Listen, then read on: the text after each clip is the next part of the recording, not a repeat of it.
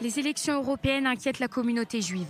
Dans plusieurs pays d'Europe, la campagne a fait ressurgir la poussée nationaliste et populiste. L'extrême droite enregistre de très bons scores dans les sondages, notamment en France et en Italie. Le parti d'extrême droite, l'Europe des Nations et des Libertés, est en tête dans ces deux pays, avec 21 députés pour la France et 26 pour l'Italie.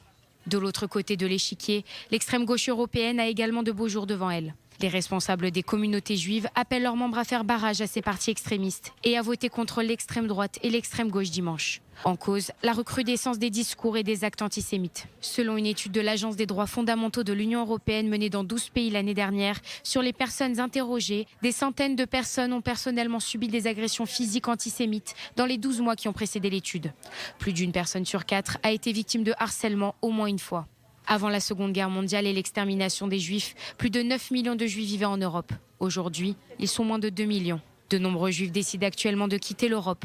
Une situation inquiétante. Dans le passé, quand les Juifs ont quitté l'Europe, cela n'a jamais été un bon signe pour l'état de l'Europe. Pour le président des rabbins d'Europe, ces élections sont extrêmement importantes. Elles vont donner un message clair aux Juifs d'Europe s'ils sont oui ou non les bienvenus dans le vieux continent. Même si la droite radicale adopte rarement des positions ouvertement antisémites, des actes antisémites gangrènent l'Europe. Comme un milliardaire juif pris pour cible en Hongrie par le parti du Premier ministre Viktor Orban. Ou les déclarations du Premier ministre polonais. Il affirmait que restituer les biens spoliés aux Juifs pendant la Shoah constituerait une victoire posthume d'Hitler. En France, l'antisémitisme a touché les manifestations des Gilets jaunes. En février dernier, le philosophe Alain Finkielkraut a été insulté par un gilet jaune. Un procès a été ouvert. Cette semaine encore en Autriche, des portraits de survivants de la Shoah ont été tagués de croix gammées.